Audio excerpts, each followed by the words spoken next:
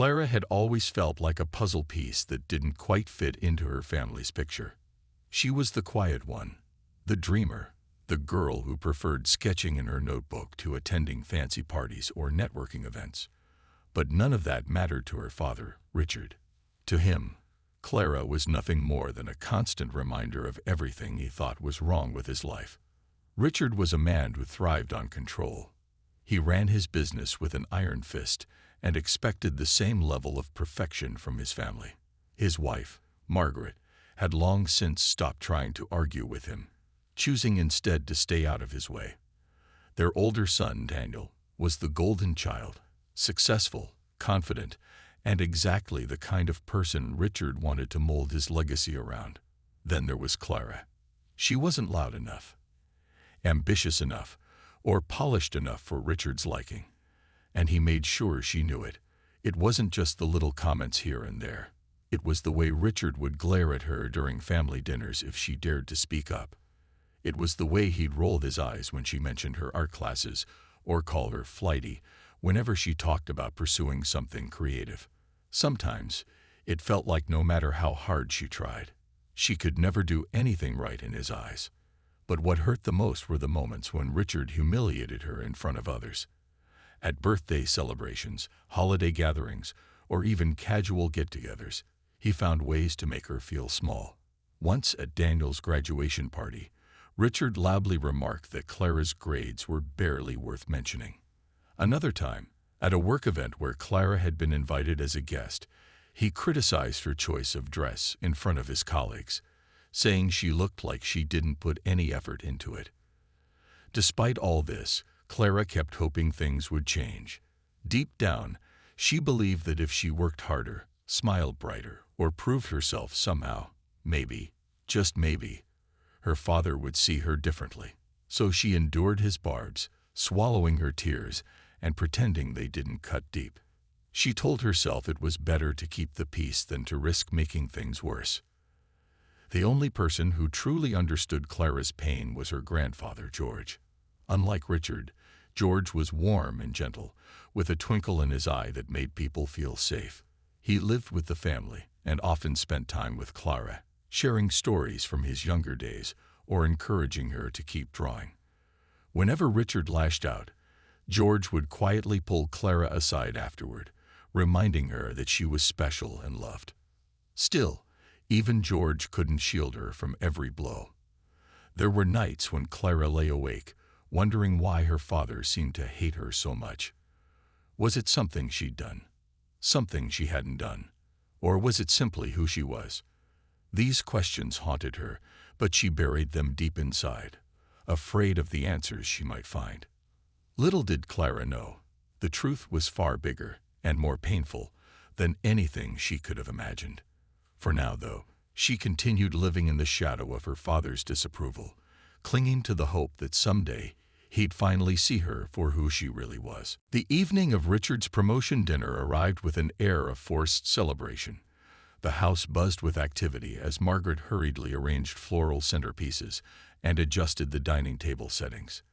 Guests began arriving, colleagues, friends, distant relatives, all dressed in their finest attire.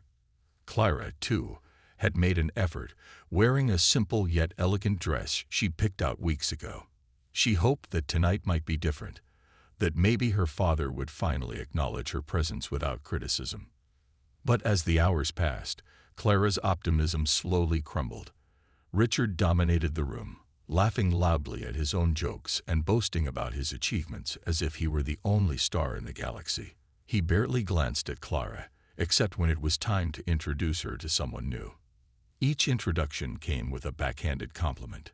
"This is my daughter, Clara. Well, let's just say she's still figuring things out." Every word felt like a dagger wrapped in silk, sharp enough to wound but polite enough to leave no visible scars. Dinner began, and the conversation flowed around Clara without including her. She sat quietly, picking at her food while trying to avoid eye contact with anyone. But Richard wasn't done. Midway through dessert, he turned to Daniel, praising him for landing a prestigious client at work. Then, almost casually, he added, Unlike some people who seem content to drift through life without direction, the room fell silent. Everyone knew exactly who he was referring to. Clara's cheeks burned as she stared down at her plate, wishing she could disappear. A few guests awkwardly cleared their throats or shifted in their seats, but no one dared challenge Richard. Even Margaret looked away, pretending not to hear. That was the moment something inside Clara snapped.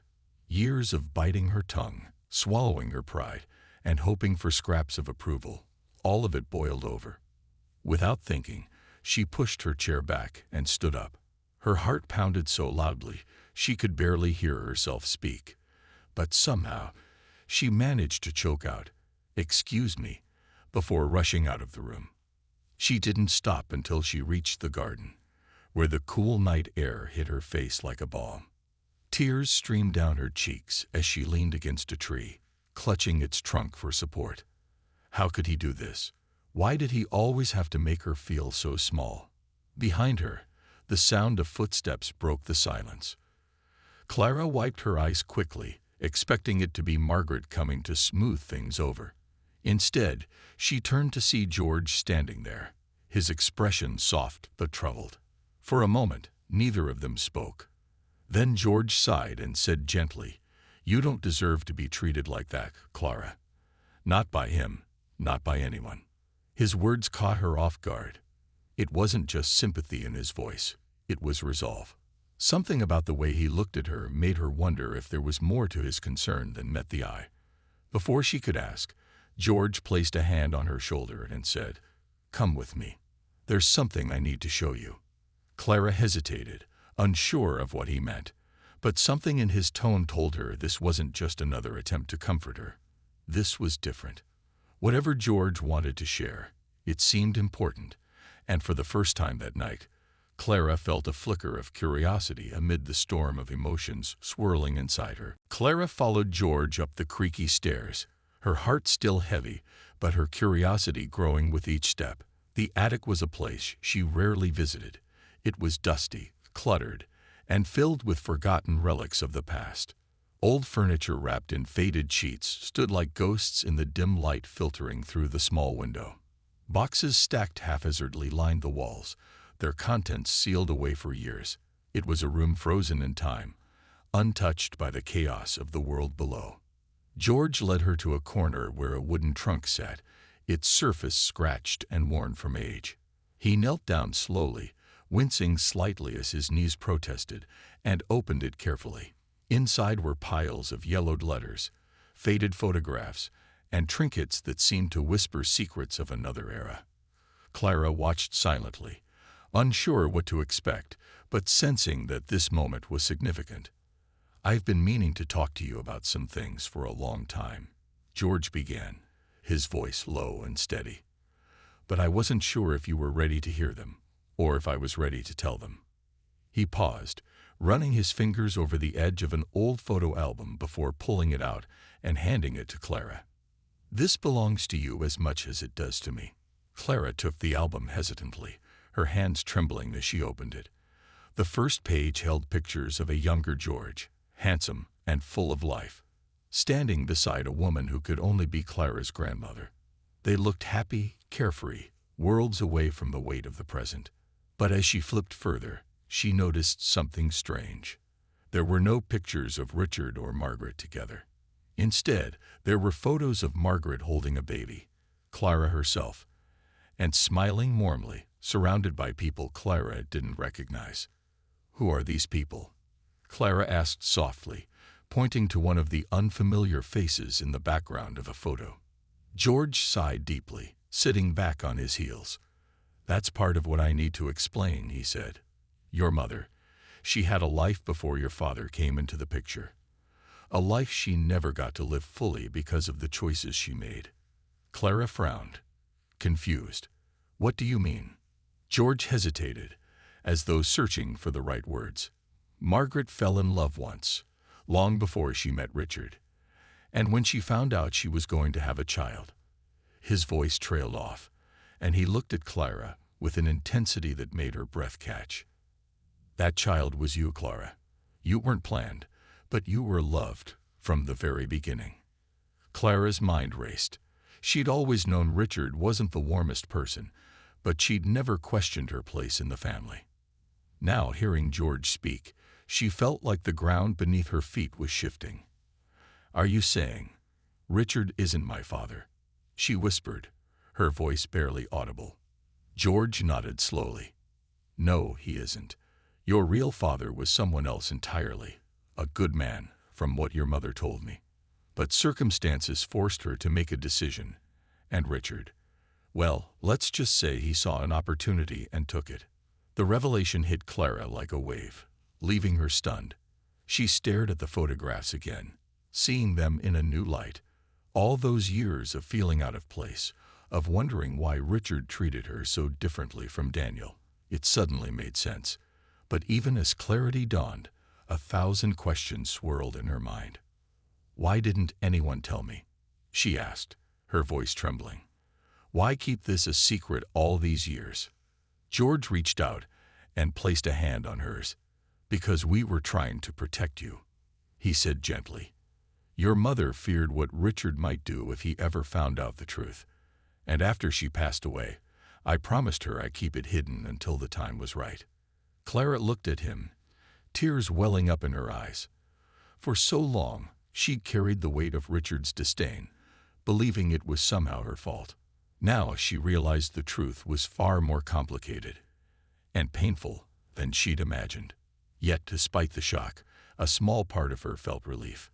Maybe now she could begin to understand who she truly was, free from the shadow of her father's judgment. Clara's transformation didn't happen overnight, but the changes were undeniable. With each passing week, she grew more confident, more determined to live a life that reflected who she truly was rather than who others expected her to be. The attic, once a dusty relic of forgotten memories, became her sanctuary, a place where creativity flowed freely and self-doubt had no room to take root. Paintings leaned against the walls, sketches filled notebooks, and colors spilled across canvases in bold strokes. For the first time, Clara felt alive. George watched her progress with quiet pride. He often joined her in the attic, bringing snacks or cups of tea, sharing stories about his own adventures when he was younger. "You remind me of your mother," he said one afternoon as he admired a painting she'd been working on, a vibrant depiction of a sunrise over rolling hills. She had this same spark, this way of seeing beauty even in the hardest moments. Clara smiled at him, feeling a warmth spread through her chest. Knowing that parts of her mother lived on within her gave her strength, a sense of connection to something greater than herself. She began framing some of her finished pieces, hanging them around the house. Margaret noticed the change immediately. The once stark walls now held bursts of color and life, reflecting Clara's newfound joy. Encouraged by her growing confidence, Clara decided it was time to share her work with the world. Her art teacher from the local class suggested submitting some pieces to a small community exhibition happening downtown. At first, Clara hesitated, fear creeping back into her mind. What if people didn't like her work? What if they judged her, just like Richard always had? But George wouldn't let her shrink away. "The only opinion that matters is yours," he told her firmly. "If you love what you've created, then that's all that counts. Besides," he added with a wink, "I'll be there cheering louder than anyone else." With his encouragement, Clara submitted 3 paintings to the exhibition. As the date approached, nerves bubbled inside her, but so did excitement. She spent hours preparing, polishing frames, rehearsing explanations for her pieces, and practicing how to introduce herself without stumbling over her words. Margaret helped too, fussing over outfits and offering gentle advice. Even Daniel called from out of town to wish her luck, surprising Clara with his support.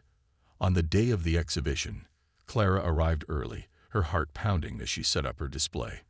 The gallery was bright and welcoming, filled with chatter and laughter as visitors wandered between artworks.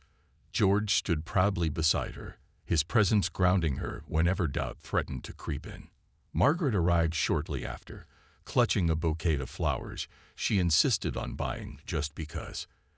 As the evening wore on, strangers stopped to admire Clara's paintings. Some asked thoughtful questions about her inspiration.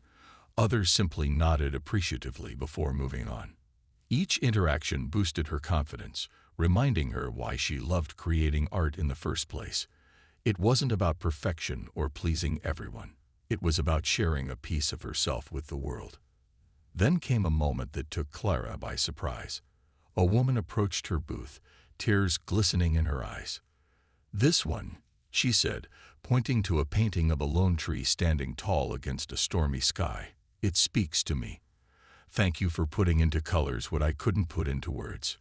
Clara blinked, stunned by the raw emotion in the woman's voice.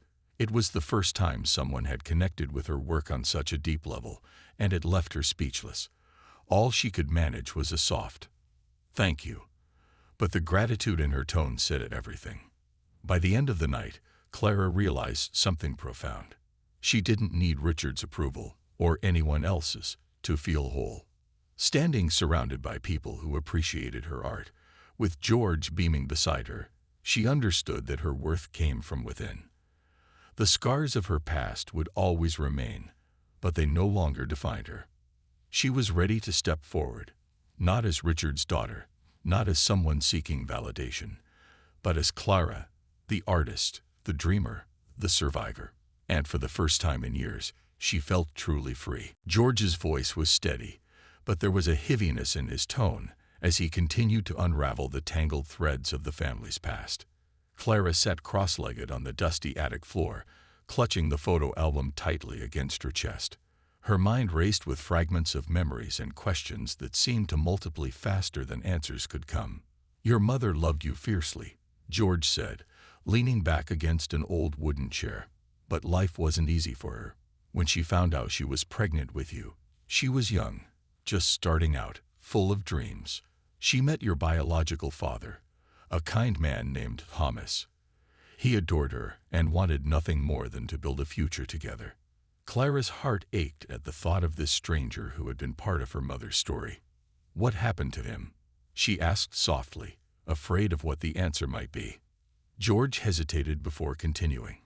"Thomas died in a car accident not long after your mother discovered she was expecting you. It broke her heart, but she decided to keep going. For you. She worked hard to make ends meet, determined to give you the best life possible. But then, Richard entered the picture." He paused, choosing his words carefully. At first, Margaret saw Richard as someone who could provide stability. He came from money, and he promised her security, a chance to give you everything she couldn't afford on her own. But what she didn't realize was that Richard wasn't marrying her out of love. He saw it as a business deal, a way to climb higher socially. "And when you were born," his voice faltered, pain flickering across his face. "When I was born, what?" Clara pressed, her voice trembling. George sighed deeply. "When you arrived, Richard resented you. In his eyes, you represented everything that stood in the way of his perfect plan. A child meant responsibility, sacrifice, and unpredictability, all things he despised.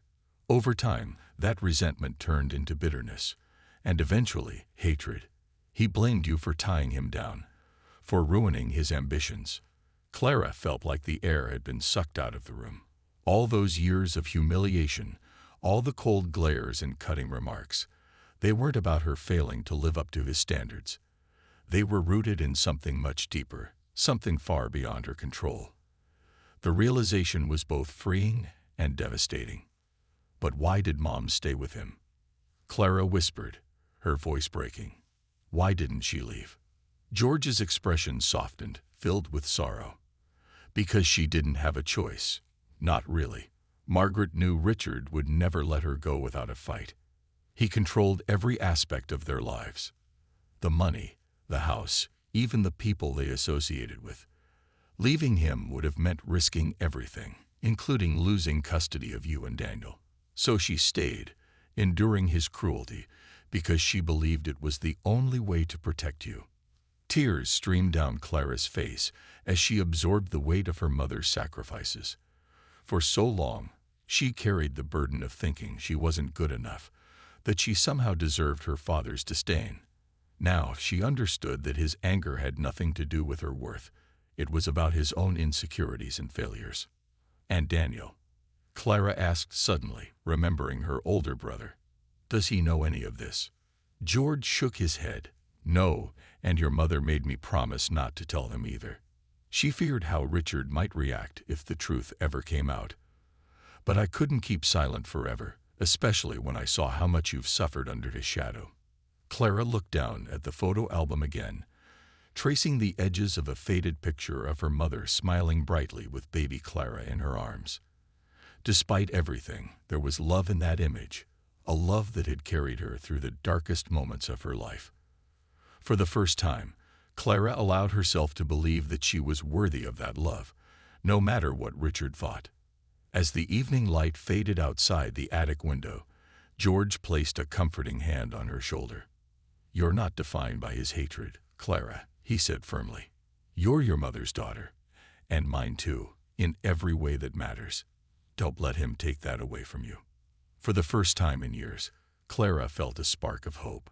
The road ahead wouldn't be easy, but maybe, just maybe, she could start building a life where she belonged, not because of anyone else's approval, but because of who she truly was. In the days that followed, the house felt different, quieter, yet charged with an unspoken shift. Richard had not returned after his dramatic exit, and though no one mentioned it openly, his absence loomed large over the family. Clara found herself caught between relief and guilt, her emotions tangled like a knot she wasn't sure how to untie. She knew she deserved better than the way he treated her, but years of conditioning made it hard to shake off the lingering fear that somehow this was still her fault. George, however, refused to let her spiral into self-doubt.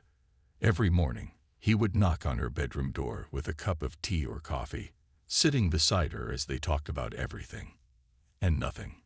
He shared stories from his youth, funny anecdotes about Margaret when she was younger, and even tales of Thomas, Clara's biological father. "He was a good man," George said one day, his voice soft. "Kind, patient, and full of dreams for the future.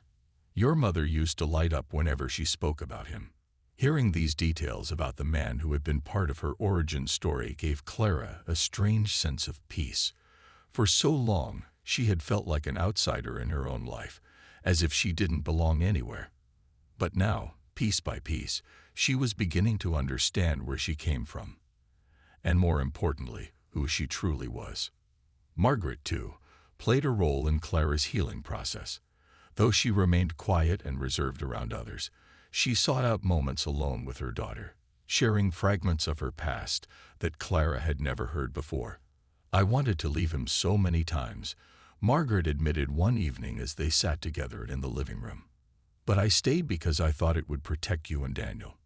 Now I see. Maybe staying wasn't the right choice after all." Clara reached out and took her mother's hand, squeezing it gently. "You did what you thought was best," she said softly. "And we're okay now.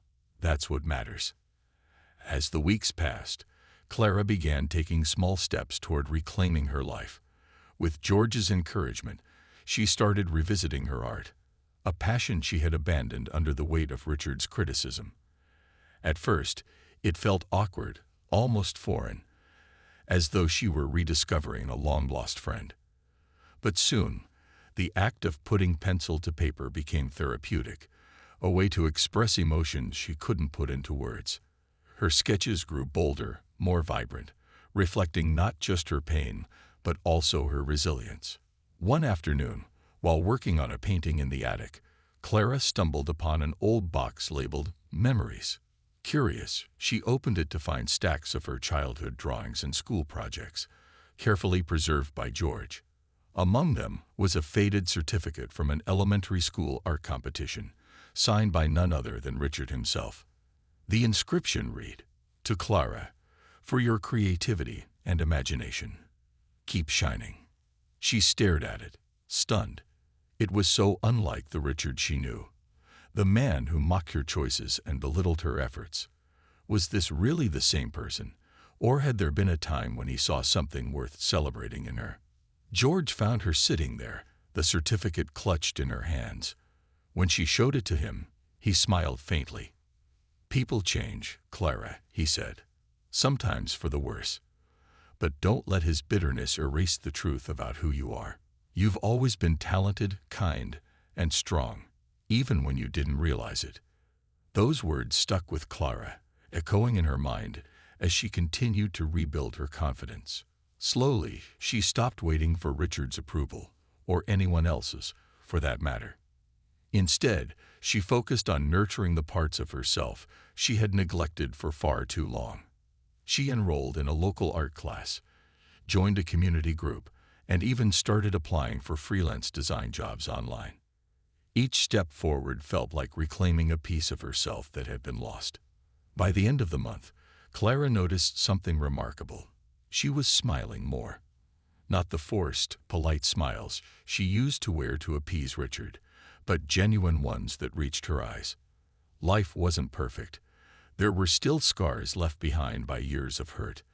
But for the first time, she felt hopeful. Hopeful that she could create a future where she belonged, not because someone told her she did, but because she believed it herself. The next morning, the house was unusually quiet. The weight of the previous night's revelations hung heavy in the air, and Clara could feel it pressing down on her chest as she wandered into the kitchen. George was already there, sipping a cup of tea while staring out the window. His face looked tired but resolute, as if he'd spent the night preparing for what was to come. "Are you ready?" he asked without turning around, his voice calm but firm. Clara hesitated, gripping the edge of the counter. She had spent most of the night tossing and turning, replaying George's words in her mind. The truth about her father, or rather Richard, was painful, but it also felt like a burden lifting off her shoulders. Still, the thought of confronting him head-on terrified her. What if he doesn't listen? What if he just gets angrier? George turned to face her then, his eyes filled with determination. "He won't listen," he said plainly. "But that doesn't matter anymore. It's not about him understanding or changing. It's about making sure everyone knows the truth. You deserve that much." Clara nodded slowly, though her stomach churned with nerves. Together, they made their way to the dining room, where Margaret was setting the table for breakfast. She glanced up at them, her movements hesitant, as though she sensed something was different. Richard sat at the head of the table, scrolling through his phone, oblivious to the tension crackling in the room. "Richard," George began, his voice steady and commanding. All eyes turned to him, including Richard's, who raised an eyebrow in mild irritation. "We need to talk. Right now." Richard set his phone down with an exaggerated sigh. "Can this wait, Father? I have a busy day ahead." "No," George replied sharply, surprising even himself with the authority in his tone. "It can't wait. Not anymore." For a moment, Richard looked taken aback, but then his expression hardened. "Fine. What is it?" George took a deep breath before launching into the story he'd shared with Clara the night before. He spoke clearly, leaving no detail unspoken. From Margaret's struggles before meeting Richard to the resentment Richard harbored toward Clara. The room grew quieter with each word, the silence broken only by the clink of silverware as Margaret nervously adjusted the table settings. When George reached the part about Clara's true parentage, Richard's face turned pale, then red with fury. "Is this some kind of joke?" he spat, glaring at both Clara and George. "You think dragging up old dirt changes anything?" "It changes everything," George shot back, his voice rising. "You've treated her like she's less than nothing for years, blaming her for things that weren't her fault. Well, enough is enough. Clara deserves better than your cruelty." Margaret gasped softly, her hands trembling as she gripped the back of a chair. Daniel, who had walked in halfway through the conversation, stood frozen near the doorway, looking bewildered. "You don't know what you're talking about," Richard growled, standing up so abruptly that his chair scraped against the floor. "This family has given her everything. Food, shelter, opportunities, and how does she repay us? By being a failure." "That's not true," Clara shouted, surprising herself with the strength in her voice. Tears pricked her eyes, but she refused to let them fall. "I've tried my best, Dad. I mean, Richard, but no matter what I do, you've always found a way to tear me down. And now I know why. It's not because of me. It's because of you. Your bitterness, your selfishness, none of it has anything to do with me."